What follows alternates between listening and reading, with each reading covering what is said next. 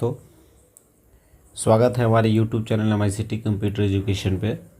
मैं फिर से बिहार शिक्षक नियोजन प्रक्रिया के संबंध में, साथ ही साथ NIOS डीएलएड के संबंध में कुछ महत्वपूर्ण जानकारी आप लोगों के सामने में लेके आया हूँ।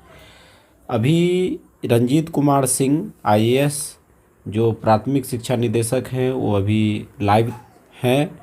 उन्होंने कुछ महत्वपूर्ण जानकारी शिक्षक नियोजन के बारे में दी है, जिसके बारे में मैं आप लोगों को जानकारी आप लोगों के साथ शेयर करना चाहता हूं। कुछ महत्वपूर्ण जानकारी है जिनमें से मैं बता रहा हूं।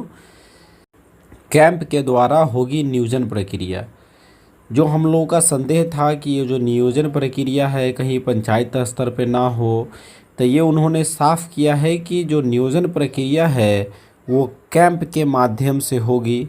तो ये एक आप लोगों के लिए, जितने भी शिक्षक अभ्यर्थी हैं बिहार में, उन लोगों के लिए बहुत बड़ी अपडेट है कि नियोजन प्रक्रिया जो होगी वो कैंप के माध्यम से होगी।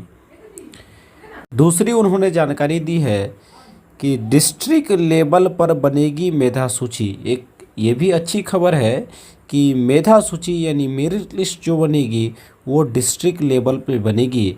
उसे जिला के वेबसाइट पे डाला जाएगा। डिस्ट्रिक्ट लेवल पे मेरिट लिस्ट बनेगा और हर एक डिस्ट्रिक्ट के वेबसाइट पे मेरिट लिस्ट डाला जाएगा। उनके द्वारा दी गई ये दूसरी महत्वपूर्ण जानकारी है। तीसरी बात उन्होंने कही है कि दिसंबर CTET वाले पर विचार किया जाएगा। ये भी एक महत्वपूर्ण खबर है। जिन्होंने CTET दिसंबर 2019 में पास किया है कि उन पे अभी विचार चल रहा है। ऐसा नहीं है कि CTET दिसंबर वाले को बिल्कुल ही शिक्षक बहाली प्रक्रिया से हटा दिया गया है, उन पे अभी विचार चल रहा है। ये उनकी अगली ये मुख्य खबर है। अगली बात उन्होंने ये कही है कि 6 से 7 जून तक निकलेगा शेड्यूल। मतलब 6 जून से लेकर के 7 जून तक, मतलब 2-4 दिनों के अंदर ही बिहार शिक्षक बहाली प्रक्रिया के संबंध में अगला शेड्यूल जारी कर दिया जाएगा। उनके द्वारा कही गई अगला मुख्य बात यह है कि जून के तीसरे सप्ताह से होगा आवेदन। मतलब इसी महीने के तीसरे सप्ताह से आवेदन प्रक्रिया चालू हो जाएगी। इसके बाद उनके द्वारा कही गई मुख्य कुछ बातें ये हैं कि 30 दिनों का मिलेगा आवेदन का समय। अब ये क्लियर हो गया, यानी 30 दिन यानी 1 महीने का आवेदन का समय दिया जाएगा। NIOS रिलेटेड जिन्होंने जुलाई 2019 में CTET क्वालिफाइड किया है, उनको 30 दिन का मौका दिया जाएगा।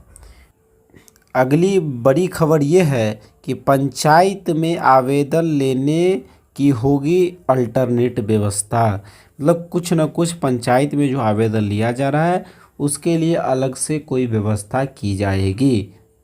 एक और बड़ी खबर है कि उनके द्वारा कहा गया है कि सभी प्रमाण पत्र की गहन जांच कर बहाली में पारदर्शिता लाने की पूरी कोशिश होगी। ये भी एक बहुत इम्पोर्टेंट, जो लोग जिनके पास रियल डॉक्यूमेंट नहीं है उनके लिए एक और बड़ी खबर है कि जितने भी डॉक्यूमेंट होंगे उनकी गहन जांच की जाएगी।